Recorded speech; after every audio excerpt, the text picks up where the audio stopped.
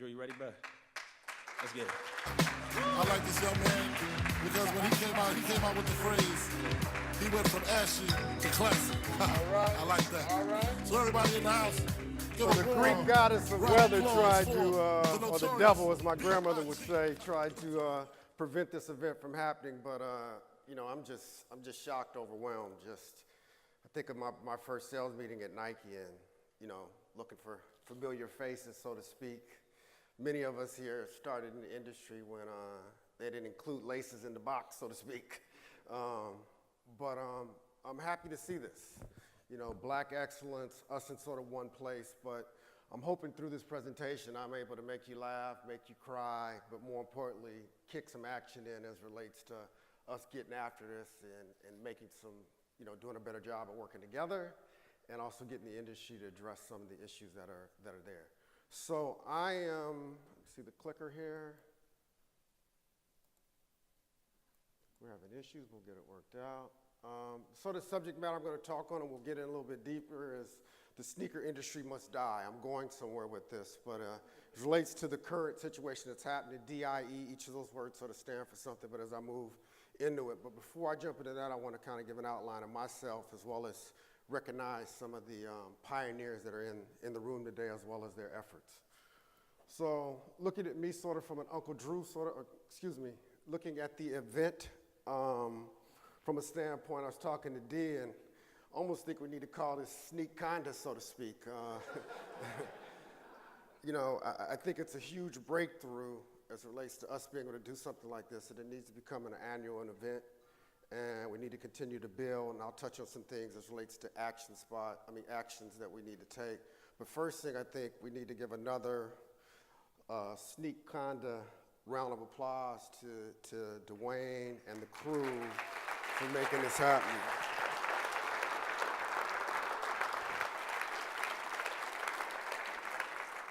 The other point I want to make is like what happened here with this event, like 3 locations, had to change the time, all that.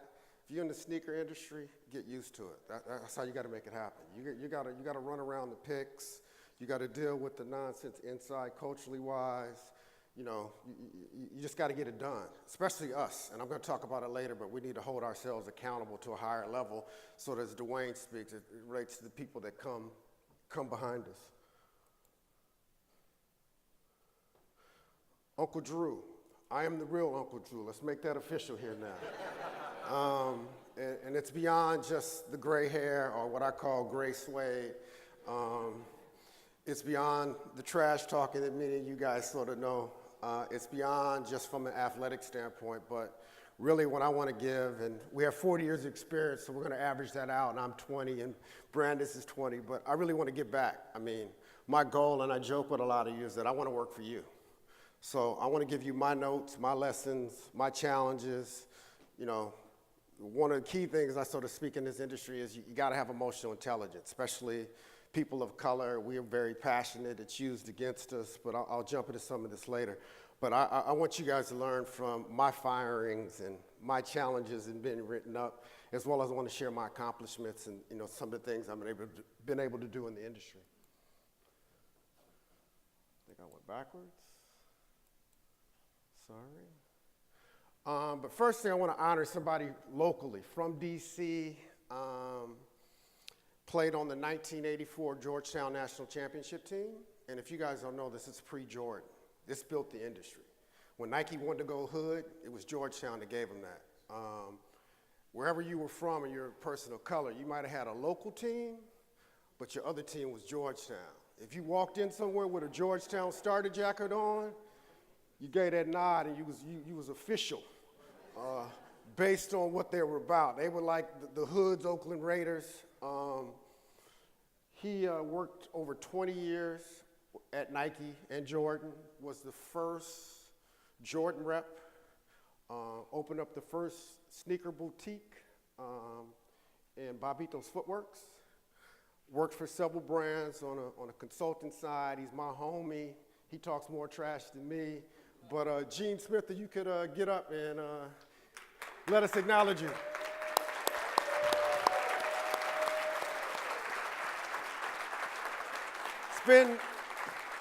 spend some time with it, and you younger cats, like, we want to give you guys our notes, man. We've been through it all. Like, we've been shot up, kicked out, like, sort of deal with it, and this is the handle. We want it better for you, you know, and I'll touch on some of that a little bit later on. But that's for Gene. I'm having problems with the clicker. I apologize.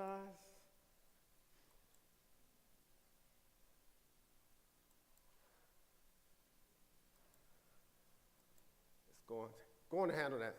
Other thing I want to handle is, other thing I want to go is, I don't know any of you guys from Reebok, but I'm going to talk about this later on, dealing with cross-pollination. But Xavier Jones actually designed the slides and worked with me, and that's how we need to work together. Because trust me, if I did this, it'd be basic fonts, basic formats. He kind of got me looking fly. That's half the presentation. You got dope slides and some music, it's just a wrap. But I want to give my journey as it relates to the industry, and I'm going somewhere with this. How I started. I was 5 years old. Parents separated. My mother wanted me to be around male figures, so I was a mascot for Greater Compton football organization, so I couldn't play. So all I could do was wear the uniform and hang out with the team. Go figure. Pissed. But when I was 8 years old, my mother signed me up to play at Linwood Park, and it changed my life. I ended up going to college on the D1 scholarship. As kids, I played with Linwood. 15 of us got Division I scholarships, and I was the first male in my family to graduate from college. It's not about me. This isn't about me. I'm giving you the journey and the story and so the rest of it. So, undergraduate degree, environmental health. I was a health inspector, believe it or not, at Pocket Protectors. Realized that wasn't for me. Went back to grad school, got my master's in sports administration, interned at Georgia Tech. I had 2 homies working at Nike. I couldn't even imagine I could work for a sneaker company as a job, and ended up getting hired, and I've worked for several brands, which I'll touch on. I'm a storyteller, product consultant, the rest of it. But that was my journey in getting into industry. In a lot of ways, it's a privilege, and you know, I'll talk on some of that passion. Click. We're gonna kick it, man.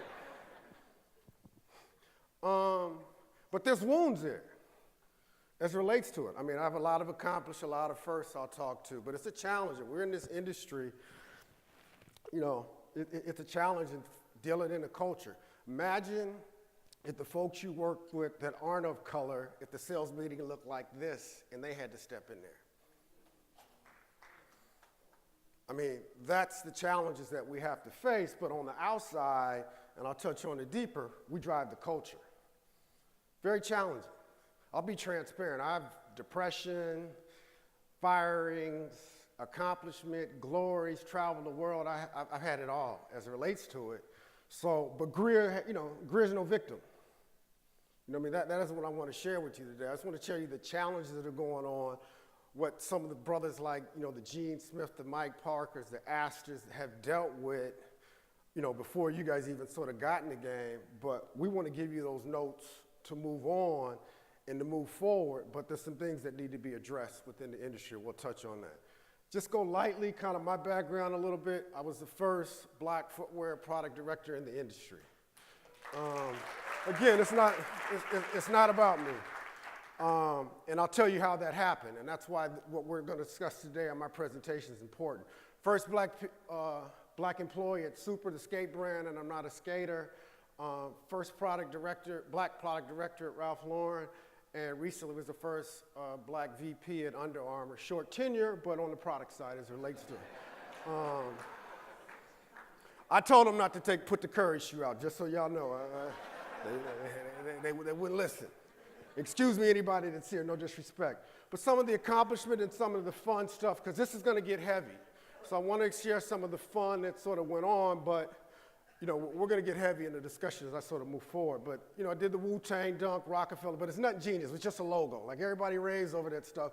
But it started a craze that ended up, you know, creating sort of the collaborations that went on. First co-branded product with alphanumeric before there was Nike Skate, which eventually ended up becoming Nike Skate. They took sort of the same formula. First makeup in Tokyo, imagine this. Did a dunk. They were worried about making minimum. So we did a purple gold shoe and a gold purple shoe so that we could use enough of the materials. That's what you know where the game was sort of before you guys stepped in. I've worked on the brand and product side, so I can storytell as well as from a product standpoint. Worked in US, global, lived in Amsterdam. My son lives there now. Did some 7-on-7 stuff, so it's not just sort of the sportswear side. As I said, I'm a former Division I athlete, so I understand the fashion side as well as sort of the performance side. I've had those experiences both on product side as well as storytelling side. One of the last projects at Nike before I exited was the Kobe Bryant jumping over the Aston Martin sort of viral, which is one of the more epic virals that the industry has sort of seen. It wasn't just me, it was a team. And then we had a concept that's kind of hard to describe.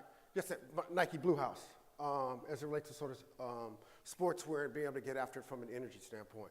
So let's get quickly into the nuts of things. You know, had to ask the question, you know, who is somebody as it relates to sort of addressing the issues that are going on within the industry? And I realize that somebody's me. As a veteran, somebody that's come sort of beforehand, and you know, having this forum right here to be able to get after it. You can go ahead, click it, and be able to sort of express some things that sort of should go on. Why I think this is important for you that are coming after me. Also for my son, who's a talented artist that may have an interest in becoming a designer on the footwear side. I don't want him to go through the experiences that I've experienced within this industry. Again, I'm no victim. You know, we just need to rally together and address some of these things, and I'll go through that. Next point is, you know, I don't want you to get it wrong. I love this industry. Plus, I'm sample size, so I really love this industry. But there's some things that need to be addressed as it relates to in this industry that I have a perspective on, and I'd like to share that. So the first thing is the sneaker industry must die. What do I mean by D.I.E? You know, there's different ways of dying, you know, animals, plants, but there's also the dying and reinventing yourself so that it's in a better place. And that's what I look like that needs to be done to the industry, but each of these letters sort of stand for something. Let's start with the D. Diversification, diversity. It's a numbers game now, but this is where it all starts.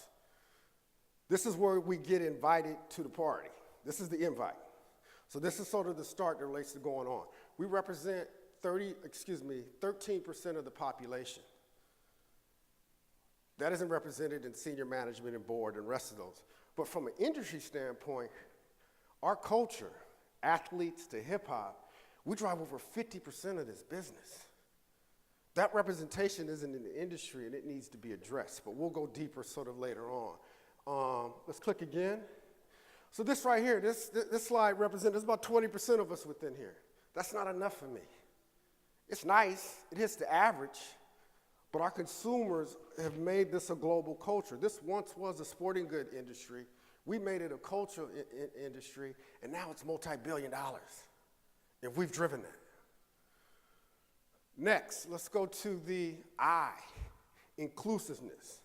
Now, if you're gonna go to the party, you gotta have somebody ask you to dance, right? You ain't gonna just sit on the wall. And that's what we need. We wanna be in those management positions. We wanna have the situation where we're able to lead. The way it happened for me, and this is why diversity is so important, was when I was running limited edition, I took that business from $30 to $500 million. But part of that tenure there, I was just a manager. I was just trying to get more money. I didn't care about no job title. But this lady here, Kathy Redmond, was in our HR department and was like, look, you need to be a director. And she went to bat for me. But if she wasn't in that role, I still may not be a director. And that's why that becomes important in understanding the passion and people sort of looking out, because it just naturally sort of occurs that way. But that's why you need to have this, as well as makes the companies better. Next point is the E, and this is new, empowerment. Okay, invite me to the party, ask me to dance. I want to plan the party. I want to be the party planner. I want to make decisions. I want to build the team. It's only better for the company, and that's what we need. Tell me this, why aren't there any members of hip hop or former athletes on the board? Why aren't there African-American CEOs of any of these sneaker companies? It's happened recently with Converse, and it's cool and all that, but I struggle as well as, why did you have to go outside of the industry? What's going on with your farm system? So you're really behind. Are you addressing this because the heat's on you? Because they got that smoke? So this needs to be addressed, and I actually want to make this DIE situation a movement. When we rally together, I'm not asking y'all to get out your comfort zone, because I know some of you guys are inversions and, I'm a little loose with it. And I don't expect everybody to be that. But there's ways that we can rally together and be able to address some of these things, even consultants. Like, we built this industry. It went from a sporting good to a cultural, billions. And I don't think we're being included as it relates to the economic inclusion. Even from a retail standpoint, where are my boys from Leaders at? One of the few, black retail stores. How are we getting X'd out of the deal? This needs to be addressed, and we need action. But it isn't all on them, because we don't play victim. Let's click to the next slide. This wouldn't happen if we had empowerment. That's why you need this, not only from a business standpoint, but this is culturally anemic and sensitive. This happened in the 80s, but this is why we need that. Look at Gucci getting in trouble. Respectfully, my Adi folks that are sort of here, if there was a brother that made the decision, he was whitewashed as it relates to the African-American shoe. You need somebody that's from the neighborhoods that built this culture, empowered in these situations, and I'm sorry, all of us aren't the same. You need people that come from the actual culture that are empowered so they can advise you. But we have responsibility as folks, and I want to run through those now as it relates to what we need to do. Number one is we need to reach back. If you've been at the company 2 days and somebody comes in today, you're the veteran. Look out, reach out. Somebody get let go, check on them. Somebody get written up, look out. If you're hearing something, pull them to the side, because we all we got. We have a tendency to isolate. I'm good. I'm in. You know what I mean? I ain't messing with y'all. But as soon as it get bad, you back to being a brother and a sister. Like, we got to get out of that. Secondly is accountability. F good. We need to be great. And we need to hold each other to that, because we're setting it up for the people behind us. Plus, that's just how we do. And if somebody not holding their weight, don't get cincy. The person that's getting addressed, just be happy somebody's saying something before they walk you out. And you leaders, lead, especially with us. If you can't do it at work, invite them to your house. Pull them to the side, tutor them up, coach them up. And then the last point, which this is kicking off, is the concept of cross-pollination. Because you work at Reebok or Adidas, and we all we got. We can still network, still check out, still mentor without getting into where you're exchanging sensitive information. This needs to blow up. I think this almost could be 2 times a year. And from a therapeutic standpoint, I think it needs to be 4.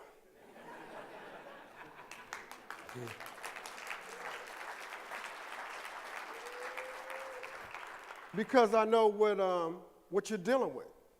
I can't be more transparent. I've been depressed because of this industry. I've lost friends and rebuilt friends because of this industry, because they took a different route, or they didn't like how I flowed, or I didn't just stay in the box.